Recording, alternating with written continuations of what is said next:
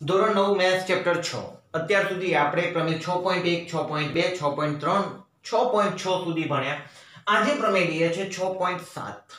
સાહેબ શું છે આ પ્રમેય દોસ્તો કરવાનું છે. ધોરણ 9 માં આવી ગયા છે.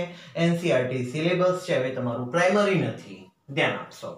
ત્રિકોણના ત્રણેય ખૂણાઓનો સરવાળો 180. સાહેબ ખબર જ છે ને, આપણે છઠ્ઠા સાતમા પાંચમામાં ભણીને આવે કે ત્રિકોણના ત્રણેય ખૂણાનો સરવાળો 180 અંશ થાય છે અને ચતુષ્કોણના ચારે ખૂણાનો સરવાળો 360 થાય છે. પણ અહીંયા ગાણિતિક રીતે સાબિત કરવાનું છે. એ પ્રમેય છે, એને દલીલો કરીશું, સમજાવીશું. રેખાઓ, સમાંતર રેખાઓ, એમની છેદિકા, યુગ્મકોણો, અભિકોણો, આ બધાનો ઉપયોગ કરી સાબિત કરવાનું છે કે ત્રિકોણના ત્રણેય ખૂણાનો સરવાળો 180 અંશ થાય છે. તો એના માટે આપણે સૌથી પહેલા તો એક ત્રિકોણ દોરીશું અને પક્ષ સાધ્ય લખીશું. ચલો, ત્રિકોણ ABC, ABC,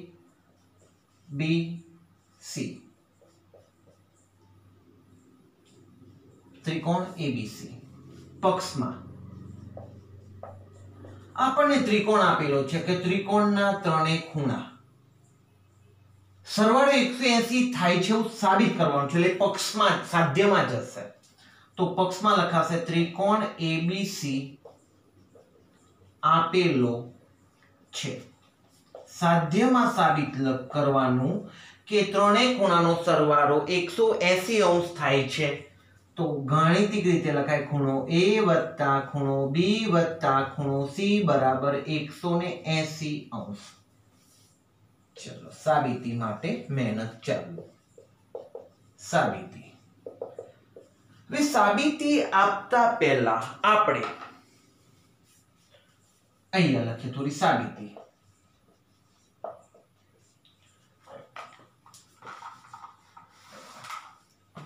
સાબિતી આપતા પહેલા આપણે એક રચના બનાવવાની છે. કેવી? આ BC રેખા છે ને, હા સાહેબ, એને એક સમાંતર, એમાંથી એક સમાંતર રેખા દોરો. BC ને સમાંતર એમાંથી એક રેખા દોરો, એમાંથી પસાર થતી, જેનું નામ આપણે આપીએ XY. તો અહીંયા જે XY રેખા છે એ BC ને સમાંતર છે. તો સમાંતરના બધા નિયમો આવી જશે એમાં. ઓકે, ક્યાંથી પસાર થાય છે? એમાંથી પસાર થાય છે. આપણે જે કર્યું એનું વર્ણન કરી લઈએ. તો અહીંયા લખાશે એમાંથી પસાર થતી અને BC ને સમાંતર હોય તેવી XY રેખા દોરો. આપણે XY રેખા દોરી દીધી. તો શું થયું? XY રેખા દોરી માટે શું થયું? XY સમાંતર BC, સમાંતર એટલે XY સમાંતર BC. ચલો હવે વાત કરીએ તો ખૂણા નંબર આપીએ આપણે. ચલો ત્રિકોણના આ ખૂણાનો નંબર આપીએ આપણે 1, આને આપીએ 2, આને આપીએ 3 અને આને આપીએ 4 અને આને આપીએ આપણે 5. સાંકેતિક ભાષામાં નંબર આપી દીધા. હવે અત્યારે હાલ આપણે જોઈએ કે આ નથી અને હું આને આમ લંબાવું તો તમારા માટે આમ બે રેખાઓ અને આમ બન્યું. XY અને BC માં આમ બન્યું. સર Z બન્યો, ખબર જ છે ને, દેખાય છે, જુઓ Z બન્યો. હા સાહેબ. તો આ યુગ્મકોણ થયા. હા સાહેબ. તો 4 અને 2 યુગ્મકોણની જોડના ખૂણા, તો સાહેબ એ સરખા જ હોય. હો સર, ખબર પડી ગઈ. તો હું તમને Z દેખાય છે, જુઓ XABC. ઓકે, તો એ યુગ્મકોણોની જોડના ખૂણા કોના દ્વારા બન્યા? તો આપણે પહેલા વર્ણન કરીશું કે XY સમાંતર BC, XY સમાંતર BC અને છેદિકા કઈ કહેવાય એની? AB, અને તેમની છેદિકા AB છે માટે ખૂણો 4 અને ખૂણો 2 સરખા છે. ખૂણો 4 બરાબર ખૂણો 2. કારણ લખવું હોય તો યુગ્મ કોણો. પરિણામ નંબર આપો 1. બરાબર સાહેબ. હવે એ જ રીતે તમે હવે આને ભૂલી જાઓ અને ઊંધો ઝેડ જુઓ તો 5 અને 3 સરખા થાય તો લખાશે, પણ એમાં છેદિકા AC આવશે. બે સમાંતર રેખાઓ તો XY અને BC, પણ છેદિકા AC. આવી રચના બને છે. જુઓ દોસ્તો, અહીંયા Y છે, A છે, C છે અને અહીંયા B છે. તો આ ખૂણો અને આ ખૂણો યુગ્મ કોણ બને છે. લખીએ જરા. XY સમાંતર BC અને તેમની છેદિકા કોણ છે? AC. AC છે માટે ખૂણો 5 અને ખૂણો બરાબર ખૂણો 3. કારણ આપીએ તો યુગ્મ કોણો. પરિણામ નંબર 2. ઓકે, હવે વાત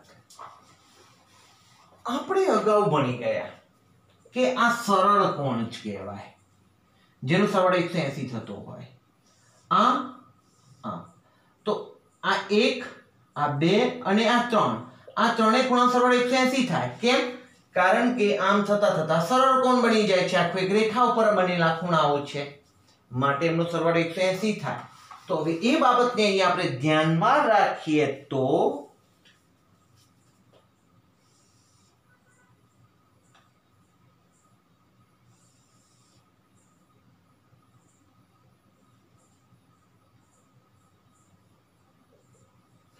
અહીંયા જોઈએ તો આપણે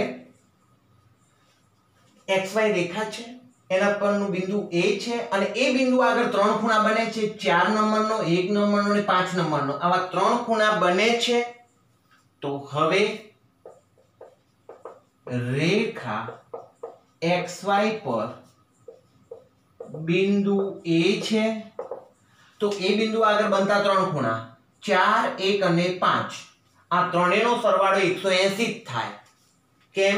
રેખા એનો પર એક બિંદુ A, તો ત્યાં બનતા ત્રણેય ખૂણાનો સરવાળો 180 જ થાય.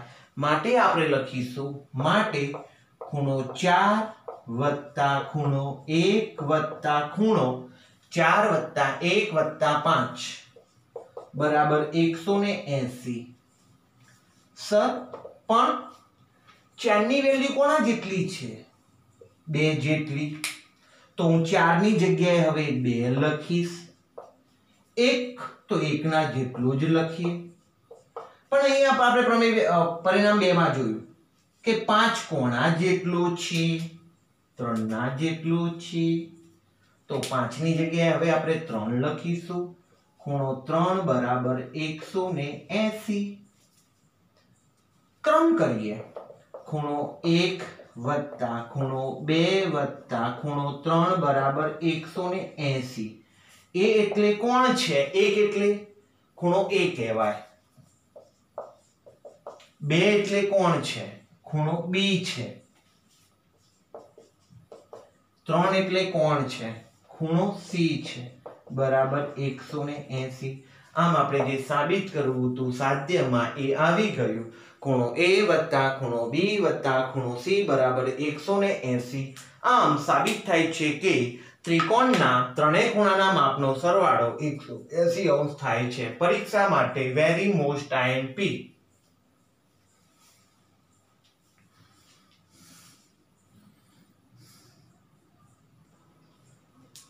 હવે દોસ્તો આપણે બહિષ્કોણનો એક શબ્દ સમજીએ અને બહિષ્કોણને આધારે અંતઃસમુખ કોણ સમજીએ. આપણે ભણી ગયા કે ત્રિકોણ, રાઈટ. ત્રિકોણને કેટલા શિરોબિંદુઓ? 3. કેટલી બાજુઓ? 3. કેટલા ખૂણાઓ? 3. ઓકે. હવે જો હું કોઈ એક બાજુને લંબાવું તો અને અહીંયા લખું બિંદુ D, તો ACD ને ત્રિકોણ ABC નો C બિંદુ આગળ દોરેલો બહિષ્કોણ કહેવાય. ટૂંકમાં ત્રિકોણ ABC નો બહિષ્કોણ. ધોરણ કદાચ 8માં આપણે બહિષ્કોણો શોધો, બહિષ્કોણોનો સરવાળો શોધો, કેટલા બહિષ્કોણ બનાવી શકાય, આવું બધું ભણી ગયા હતા. It's okay. ત્રિકોણ ABC ની કોઈ એક બાજુને લંબાવીએ તો બનતા ખૂણાને ત્રિકોણ ABC નો બહિષ્કોણ કહે છે. દોસ્તો C આગળ એક બહિષ્કોણ બન્યો, કઈ બાજુને લંબાવી? આપણે BC ને લંબાવી ને. ઓકે. પણ કોઈ મારો વાલો સ્ટુડન્ટ એમ કહે છે, સાહેબ મારે તો AC બાજુને લંબાવી છે, તો અહીંયા બહિષ્કોણ બને.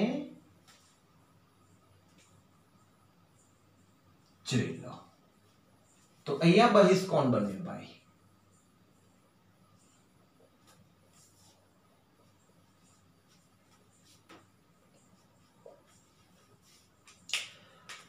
જો હું અહીંયા આ BC ને લંબાવું છું તો અહીંયા બહિષ્કોણ બને છે.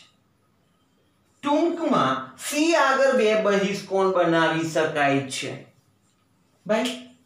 આવું C આગળ બનાવી શકાય તો એવા A આગળ પણ બે બહિષ્કોણ બનાવી શકાય. જોઈએ તો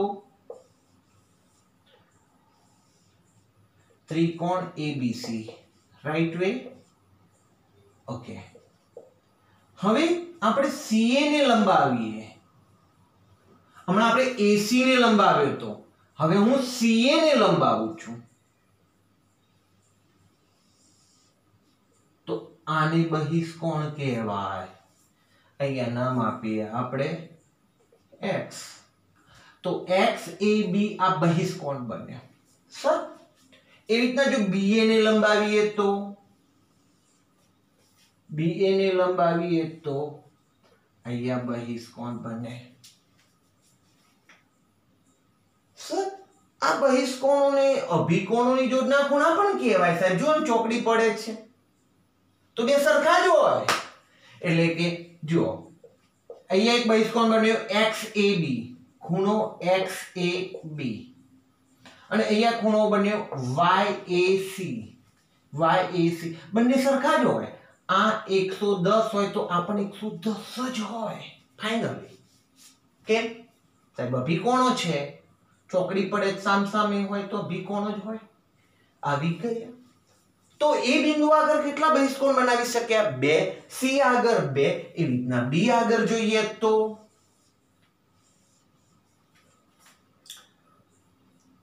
A B C. હું AB ને લંબાવું છું અને C, તો આ બહિષ્કોણ બનશે.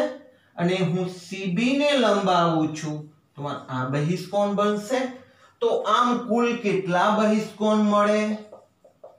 ત્રિકોણને કુલ 6 બહિષ્કોણો. અને નોલેજ માટે વાત કરી દઉં તો 6 બહિષ્કોણોના માપનો સરવાળો 720 અંશ થાય છે. ત્રિકોણને કુલ 6 બહિષ્કોણો, A બિંદુ આગળ 2, B બિંદુ આગળ 2, C બિંદુ આગળ 2, અને આ 6 બહિષ્કોણોના માપનો સરવાળો 720 અંશ થાય છે. ઓકે. હવે બહિષ્કોણ પછી વાત સમજવાની છે અંતઃસમુખ કોણ. જોઈએ ત્રિકોણ ABC.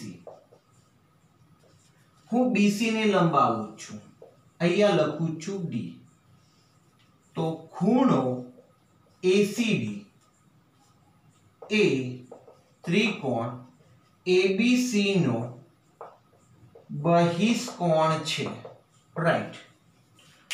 ચલો, આ બહિષ્કોણ કયા શિરોબિંદુ આગળ બનેલો છે? સી શિરોબિંદુ આગળ. 3 શિરોબિંદુ ને A B C. તો બહિષ્કોણ કયા શિરોબિંદુ આગળ બન્યો છે? સી આગળ. તો તેના સિવાયના ત્રિકોણના બે ખૂણા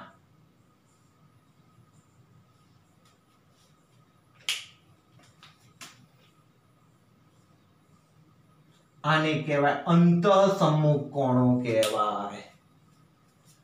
તો અહીં બહિષ્કોણ છે અને ખૂણો A અને ખૂણો B અંતઃસમ્મુખ કોણો છે.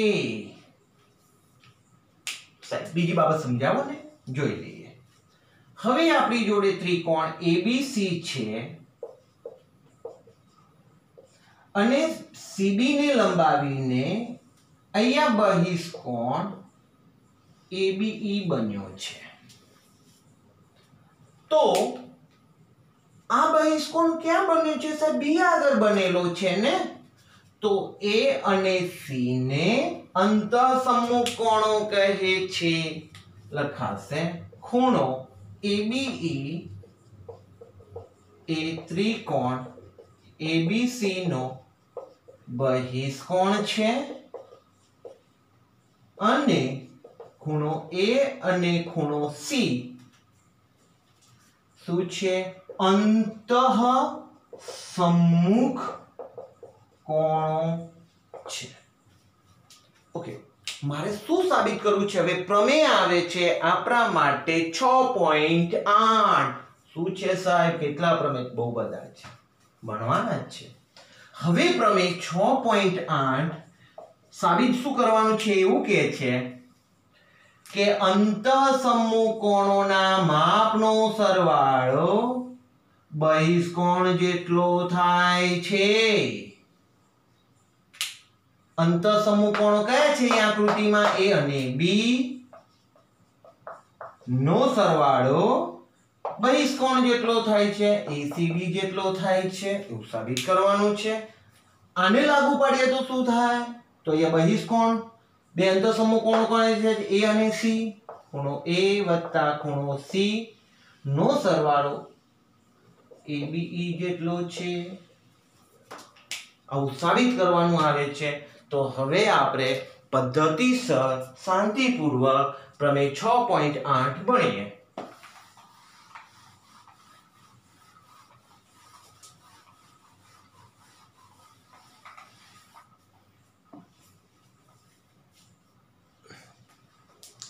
હવે આવે છે પ્રમેય 6.8. વાંચીએ. જો ત્રિકોણની એક બાજુને લંબાવવામાં આવે તો આ પ્રકારે બનેલ બહિષ્કોણ બંને અંતઃસમ્મુખ કોણોના સરવાળાને સમાન થાય છે. હમણાં મેં તમને કાચી માહિતી આપી હતી. ચલો આપણે એક આકૃતિ બનાવીએ. ત્રિકોણ ABC. હવે એમાં એવું કીધું છે કે એક બાજુને લંબાવવામાં આવે તો, ચલો આપણે એક બાજુને લંબાવી, અહીંયા લીધું બિંદુ D. તો આપણા માટે આ બન્યો બહિષ્કોણ અને આ બે ખૂણા બન્યા અંતઃસમ્મુખ કોણો બન્યા. તો આપણે પક્ષમાં લખીશું પક્ષ. ત્રિકોણ ABC ની બાજુ BC ને C તરફ લંબાવતા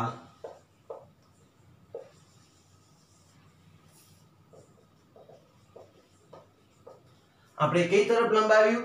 C તરફ લંબાવતા બહિષ્કોણ ખૂણો ACD, બહિષ્કોણ ખૂણો ACD મળે છે.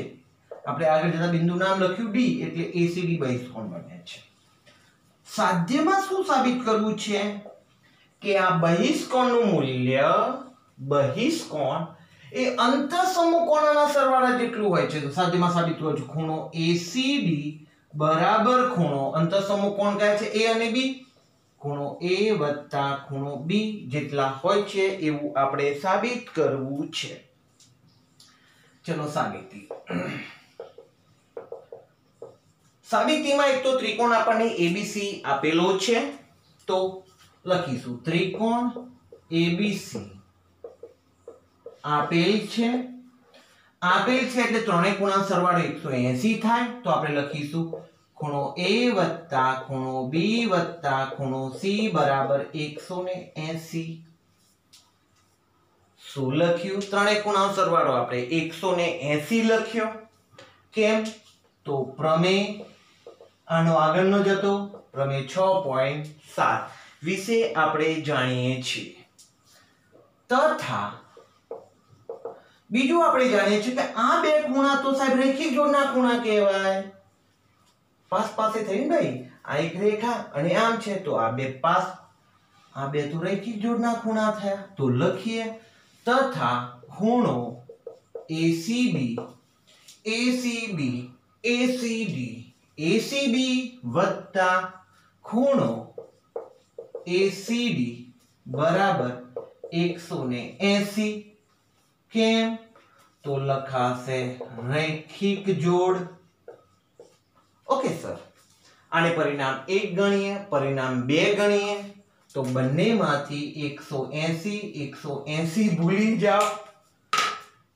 તો લખાશે હવે ખૂણો ACB વત્તા ખૂણો ACD બરાબર ખૂણો A વત્તા ખૂણો B વત્તા ખૂણો C. દોસ્તો, જે ખૂણો C છે, આ ખૂણો C, રાઈટ? પણ આપણે એને આખો વાંચવો તો શું વાંચવું પડે? ACB વાંચવું પડે. આપણે ખૂણા A ને આખું વાંચવું હોય તો BAC વાંચવો પડે. ખૂણો A આપણે શોર્ટમાં બોલ્યા ખૂણો A, પણ એને બીજું કહેવું હોય તો શું કહેવાય? BAC. ખૂણો BAC. ચલો, એ રીતના ખૂણો C, તો આપણે આ ખૂણો C આને કીધો, પણ એને વાંચવું હોય તો આમ વાંચવું પડે, એટલે ખૂણો ACB. તો હું આ જે C છે એની જગ્યાએ લખીશ ખૂણો ACB. આ તો એમને એમ લખતો જ જાઉં, ખૂણો ACB વત્તા ખૂણો ACD બરાબર ખૂણો A વત્તા ખૂણો B. પણ C માટે હું વિસ્તૃત નામ લખું. આમ C છે ને અહીંયા A B દેખાય છે ત્રિકોણમાં, ACB આ રીતનું વંચાશે. તો C એકલું નથી લખતો, પણ એનું ફૂલ ફોર્મ લખું છું, ખૂણો ACB સર ઇક્વલ ટુ, અને બંને બાજુ ACB આવે છે, ફટાફટ ઉડાડો એને. ગયો? બાકીનું વધેલું લખી લઈએ. માટે ખૂણો ACD બરાબર ખૂણો A વત્તા ખૂણો B. સર એ સાબિત કરવું તો આપણે, જુઓ આવી ગયું, ખૂણો A વત્તા ખૂણો B. તો અહીંયા આપણે સાબિત કર્યું કે ત્રિકોણની કોઈ એક બાજુને લંબાવતા બનતો બહિષ્કોણ એ અંતઃસમૂહ કોણોના સરવાળા જેટલું મૂલ્ય ધરાવે છે. એટલે કે ACD નું માપ A અને B ના સરવાળા જેટલું હોય છે. તો અહીંયા આપણે પ્રમેય 6.7 બહિષ્કોણની માહિતી, અંતઃસમૂહ કોણોની માહિતી અને એનો એક પ્રમેય 6.8 આપણે ભણ્યા. તો આજના લેક્ચરમાં અહીંયા સુધી જ રાખીએ છીએ. ધન્યવાદ.